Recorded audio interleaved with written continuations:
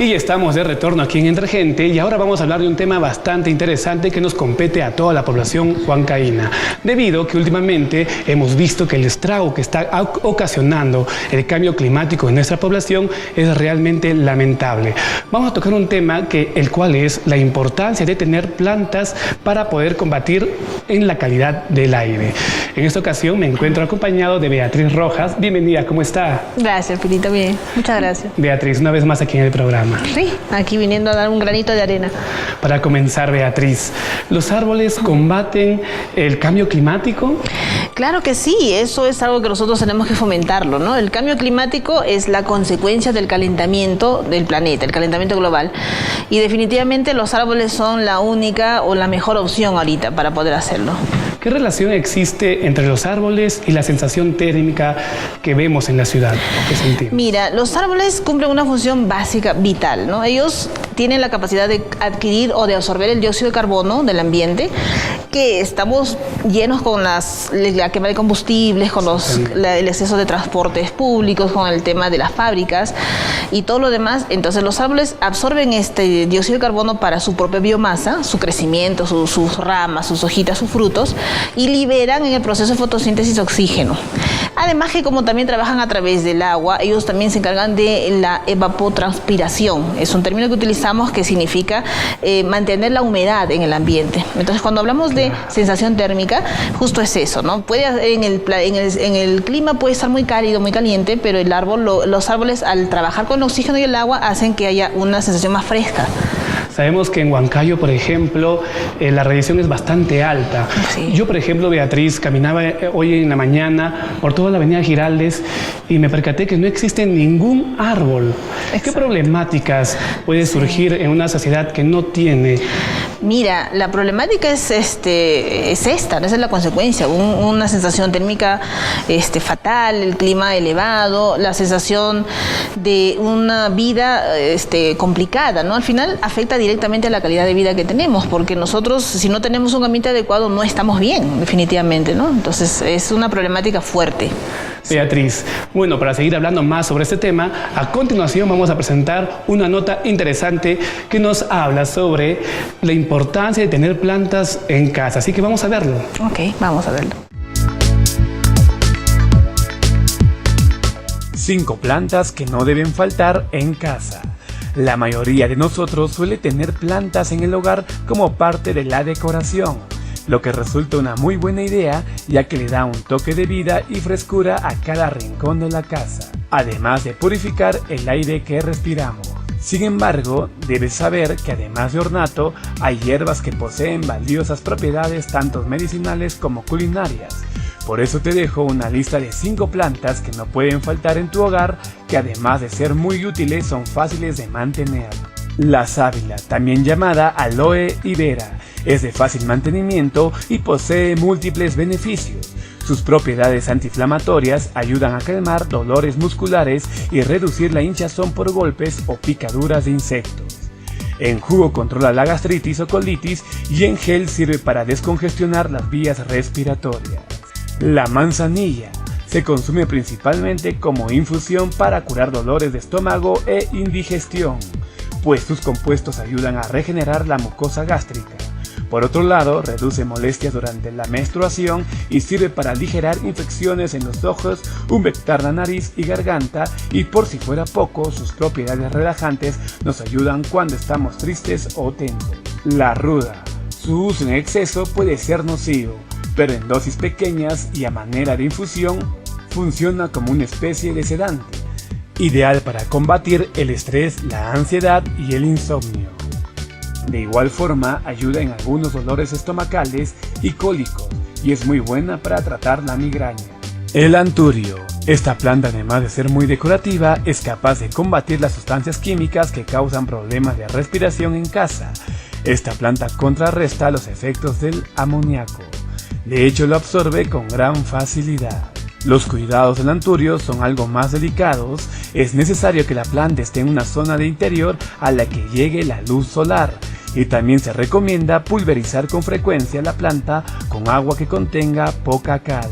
Y por último, el árbol de caucho. En pocos años puede crecer muy rápido, así que debes tener en cuenta que es una planta que necesita espacio. También es muy resistente a las enfermedades y como tiene índice elevado de transpiración, ayuda a mantener la humedad en el ambiente.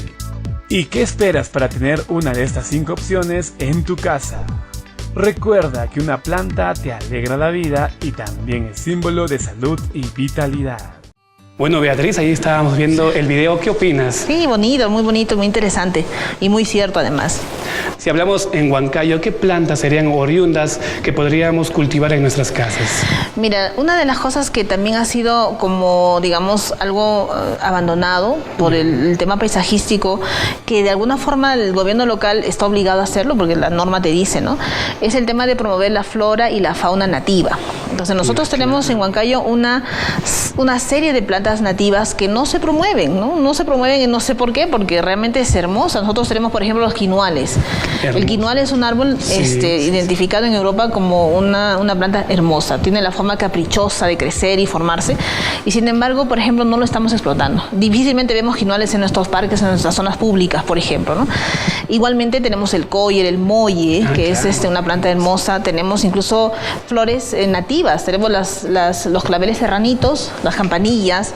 Entonces, hay una serie de plantas nativas que incluso están declaradas en riesgo de extinción y nosotros estamos llamados a promoverlas. Entonces, ellas, como son nativas, no necesitan incluso condiciones especiales. Están adecuadas a nuestro sistema, a nuestro medio, y nos generan esa capacidad de generarnos oxígeno, ¿no? Aire, oxígeno, y eso es lo que, por ejemplo, debemos de promover más. Por ejemplo, vemos muy común aquí en nuestra sierra que se plante el eucalipto. Sí. ¿El eucalipto realmente es beneficioso para el aire? Ahí también tenemos un grave problema. Yo lo digo, y qué bueno que lo menciones, Piero, porque eso es necesario. Yo he visto muchísimo en la experiencia en la universidad y en algunos otros sitios, se promueven campañas de reforestación. Y el tema de reforestación es como su nombre dice, si tú había en un lugar árboles y se talaron por X motivos, hay que reforestar. Pero la reforestación no es ponerle otra especie donde ya había, ¿no? Entonces, en primer lugar, forestamos cuando yo tengo un lugar abierto y quiero plantar. Pero en el caso del eucalipto, básicamente hay que tener cuidado porque el eucalipto no tiene esta propiedad y al contrario es un árbol secano. Se le dice secano porque absorbe la cantidad de agua en más cantidad y si está cerca de una chacrita o un sitio que era productivo, le va a quitar todo el agua, ¿ya? Entonces, perjudica en cierto punto. Perjudica, si es que yo quiero verlo desde el punto de vista natural, ambiental, el eucalipto no es un árbol beneficioso. Pero si yo lo quiero ver desde el punto de vista productivo, sí, porque el árbol es maderero. Entonces, eso tengo que tenerlo claro. Entonces, si yo voy a hacer una campaña de forestación para el cuidado del medio ambiente, para promover calidad de aire, no voy a promover pues el cultivo de eucaliptos. Pero si quiero hacer una unidad productiva o generar algo productivo para una comunidad de X, bajo las condiciones adecuadas, sí. Entonces, el eucalipto es una plantita que muchos lo han satanizado, tampoco no es mala, aspecto, ¿no? Pero tampoco es buena, o sea, saber usarlas bien, ¿no? Hay que saberlo usar. Sí.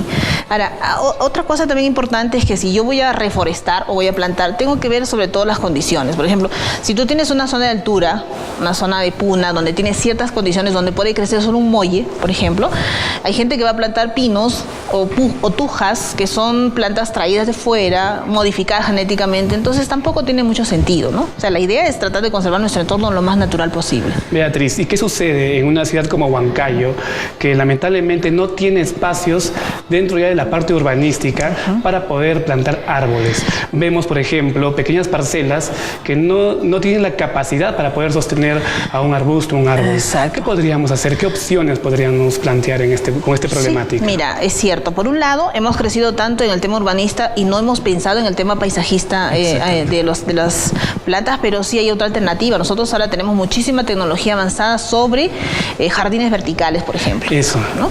Jardines verticales, jardines que pueden hacerse en las azoteas, formas estadísticas de aprovechamiento de zonas altas, que sí se puede, ¿no? En realidad es tema de poder promoverlas. En una salita puedes tener. Aquí nos falta una plantita. Aquí nos falta una plantita y por supuesto nos vas a recomendar para poder tener una planta adecuada aquí en nuestro estudio. Sí. Podemos tenerlas en las oficinas, justo como decía en el video que pasaba. conversaste, a veces no solamente por tener por adorno, ¿no? Sino también porque tengamos en cuenta que las plantas tienen una función de depurar el aire de interiores. Entonces, por ejemplo, la famosa plantita que le llaman la llamaplata. Es una plantita que, aparte de ser decorativa, limpia el aire de interiores. Muy, muy recomendada para una salita, para un entorno, ¿no? Por ejemplo, escuchaba, y es un mito muy común, ¿no? Nunca tengas o duermas al costado de una planta porque te roba la energía. ¿Qué tan cierto es esto? Son mitos, como lo acabas de decir. Un mito nada más. Absolutamente, no tiene nada que ver. Las plantas son una gran ayuda para el planeta, ¿no? Nosotros debemos de tener conciencia, promoverlas, cuidarlas, tenerlas. No necesitamos tener un jardín inmenso. Si tenemos la suerte de tener un terreno, enhorabuena. Pero si no, tenemos macetas, tenemos formas verticales, esquineros. Y sí lo he visto en realidad, ¿no? Sí. Jardines verticales he visto y son funcionales para lugares pequeños, sí, o para casas que crecen pues 3, 4 pisos. Ahora que estamos, ¿no?, en el tema de las ciudades verticales. Exactamente. Sí. ¿Qué tanto influye un árbol en la psicología de las personas dentro de la ciudad? Mira, muchísimo. Tú sabes que yo también soy psicóloga, ¿no? Sí. Entonces, en el proceso del tema, yo he trabajado bastante en el tema comunitario, social, y hemos visto, por ejemplo, en temas de reinserción de personas que tenían adicciones, se ve que el trabajo clínico es genial, pero la recuperación mucho más efectiva se ha visto cuando se tienen espacios abiertos, campo, ¿no? Áreas verdes. Genera mucha paz, mucha tranquilidad, y bueno, definitivamente por eso algunos dicen las áreas verdes sanan a las personas, ¿no? Aparte de que nos ayuda a combatir el estrés también. Exacto. Que hoy en día es muy común en todos los profesionales, sí, ¿no? En todos. ¿Es verdad que, por ejemplo, una planta o un árbol en un ambiente, una calle, revaloriza el terreno? Claro que sí, está, digamos, valorado, ¿no? Sube el precio. No solo eso, sino que tú sabías incluso que hasta la sensación de protección de una persona, en investigaciones que se han hecho de psicología social, vemos que también hasta se sienten más protegidas cuando hay árboles, ¿sabías? Exactamente, sí. Entonces, tiene un significado muy valioso, muy valioso. Aparte que el plantar árboles nos incentiva también a hacer deportes, a mejorar la calidad de vida. A conectarnos con la naturaleza, ¿no? Sí. Por ejemplo, y otro punto importante aquí en Huancayo, que lamentablemente hay que recalcar, no hay árboles en el mismo centro. No.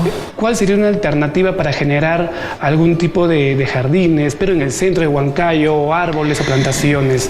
Mira, lamentablemente en el tema de centro y de urbanismo, nosotros tenemos un gobierno local que tiene un plan urbanista, ¿no? Yo creo que ahí ya se hace muy poco, a no ser que sea una cuestión de voluntad política ya, ¿no? Que se pueda hacer y revalorar.